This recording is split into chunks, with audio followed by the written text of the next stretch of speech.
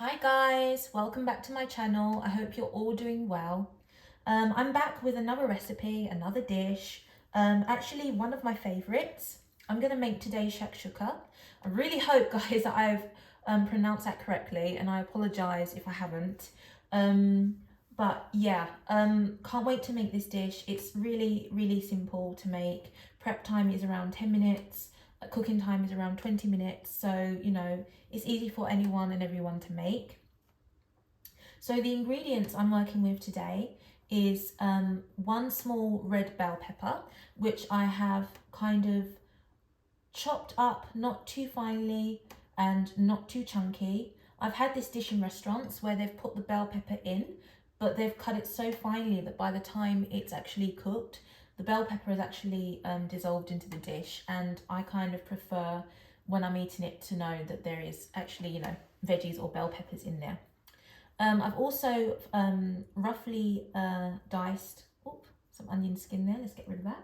I've roughly diced one medium onion, and I've finely chopped 5 garlic cloves. I like my garlic, so I've gone for 5. You can lessen that if you want. Also, I like my dishes to have, I don't want to really mince my fresh garlic in my dishes. I like it a little bit chunky. Again, the beauty of cooking is to find your own personal preference and what you and your family enjoy. So that just works for me, guys. In terms of spices, we are working with half a teaspoon of salt, half a teaspoon of black pepper powder, a 1/4 teaspoon of chili powder, 2 teaspoons of paprika powder, forgot it then for a second, and 1 teaspoon of cumin powder. Now in terms of our garnishes, I've just gone for a really nice quality feta cheese. This one is quite creamy but also quite strong at the same time, so it gives a really nice creamy and tangy twist, which kind of helps balance out like the tomato and everything. I also forgot to mention, guys, 1 tin of chopped tomatoes. Obviously that's going to be the base. And another garnish, I'm just going for fresh coriander. Now you can use fresh cilantro, you can use fresh parsley, but I personally prefer coriander. I just really like this herb.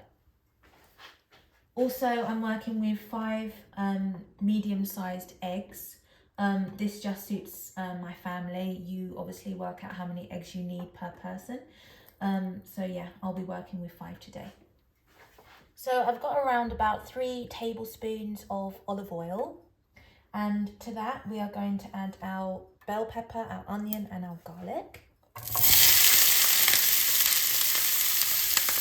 And I've just got on medium to high heat.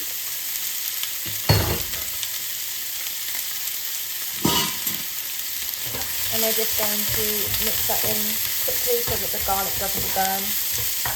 You just want to brown this off enough, but not too much. Just enough to kind of soften everything down, ready for the tomato sauce to go in.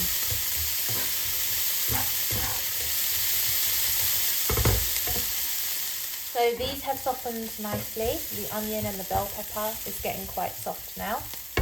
We don't want to kind of fry off the garlic too long because obviously it will burn. So we're going to add our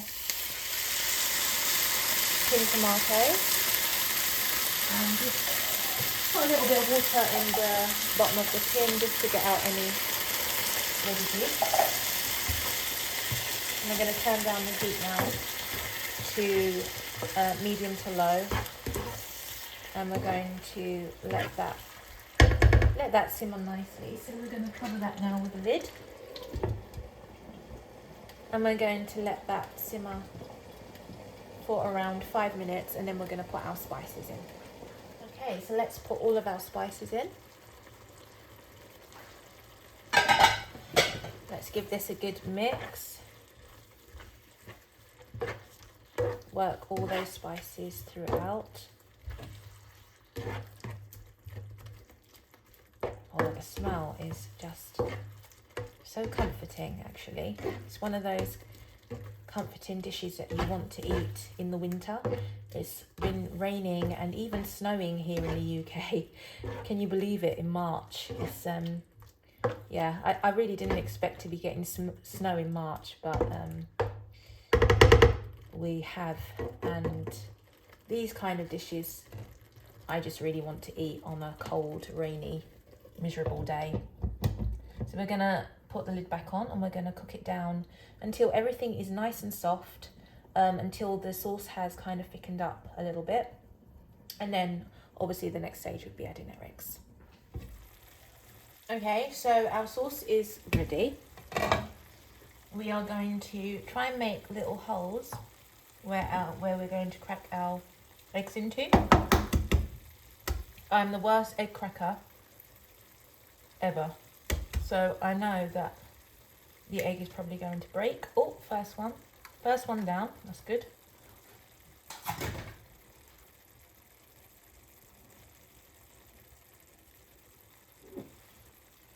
And again, just try and make a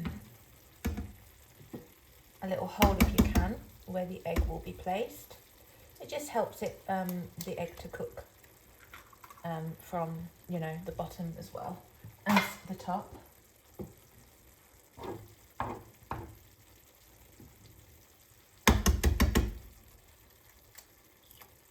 Oh dear. You see, my egg cracking skills is terrible. But we learn, guys, we learn.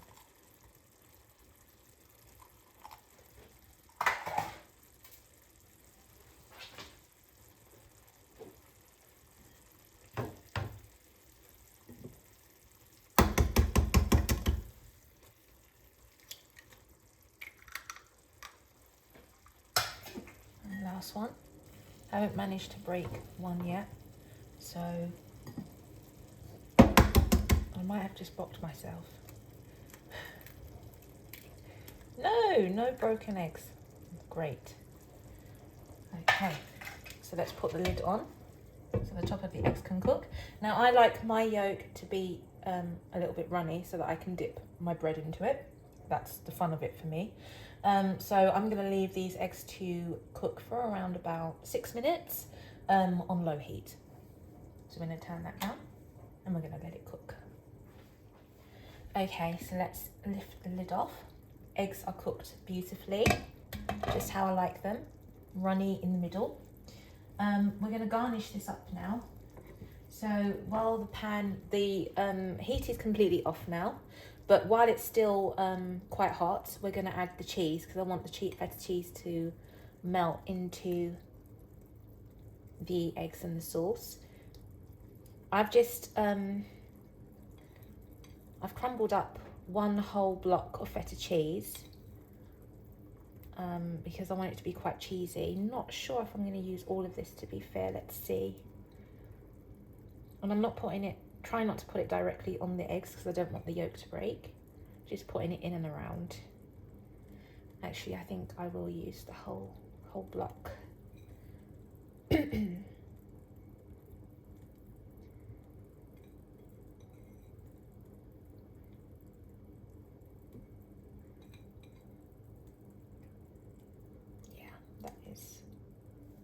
Looking beautiful. And then we're going to go in with our coriander. Let those eggs show through, guys. Don't cover the eggs because the eggs look really beautiful and yummy.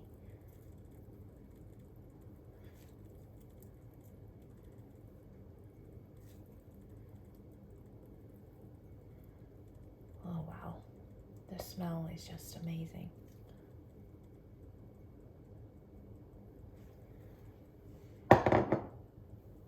We're going to put the lid back on just so the cheese melts a little bit. Like I said, everything is turned off, so it's just going to cook in its residual heat. But that will just allow the feta cheese to melt down a little bit and yeah, become, you know, more cheesy.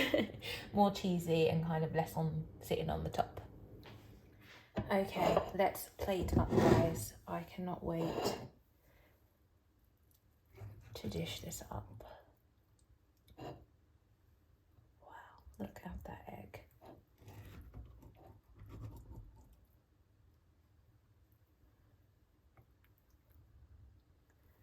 being so careful not to break anything.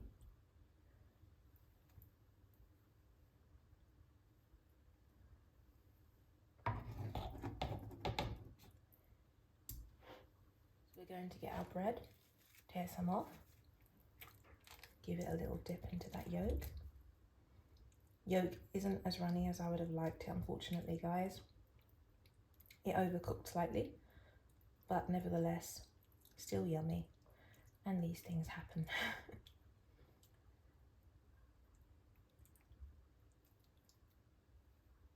It's really delicious. If you enjoyed watching me cook this dish and you enjoy my content, then please consider subscribing to my channel. Give this video a big thumbs up, and I will see you in the next video.